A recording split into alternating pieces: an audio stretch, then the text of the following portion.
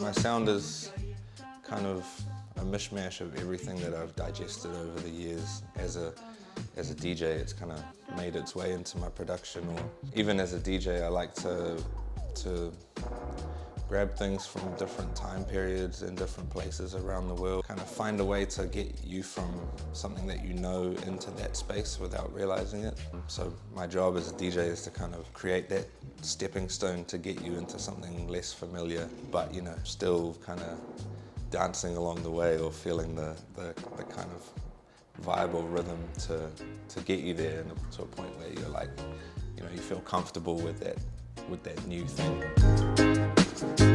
I think it's important, like human recommendations are becoming more and more of a rare thing when you've got Spotify taking what you listen to and being like, oh, you might like this as well. And it's like, you know, it's not really too much of a turn from what you're used to digesting.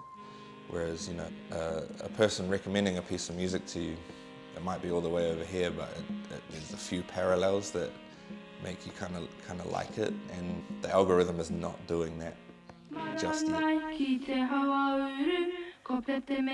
I think there's a lot to be said for DJs and even just like friends recommending music and things like that, you know, just do things that computers will never be able to do.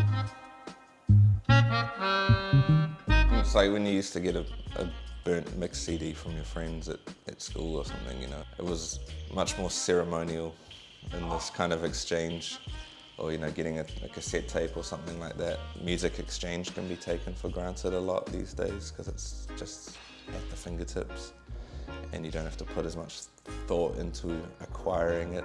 So there's a little bit, you know, there's things to gain from that, and there's a lot lost as well.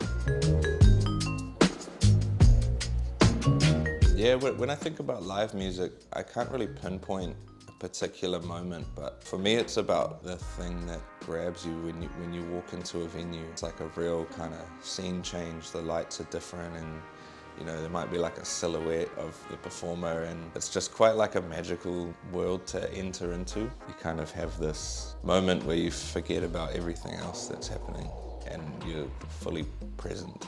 Another thing that's rare to find these days is like a fully immersive experience. Something that makes you forget about your phone in your back pocket and you're just kind of there in the moment. I remember going to gigs in the St. James and just like walking in and the artist is already performing, and it's just like, you know, they're kind of up here and it's like smoky and it's just feels like otherworldly in a sense. It's just so removed to the outside world. It's quite special. I like the kind of intimate, smaller venue. There's kind of dive bar, back room at K Road, all these little pockets, which is kind of what the Others Way does, of making that open world a bit more organized, and like the quality is like ensured to be up there. In all these venues, you're going to find something that is worth your time. I mean, I got like memories of K Road from when I first started making memories, you know, so I used to catch the bus into the city and do this kind of crawl up Queen Street to K Road and stop at all the record shops, you know, from like Conch when it was on High Street up to Beat Merchants to Real Groovy, and then there was a couple of spots on K Road, but there was this spot called, it was a Hare Krishna restaurant called Food for Life, and like by the time I got up there I didn't have much money left, and you know, early teens, and you could get a meal for like $4.50, like a big plate. That's my favorite K Road memory, is that place for sure. I'm really excited to see which Zamrock psychedelic band that is still doing it from late 60s, early 70s.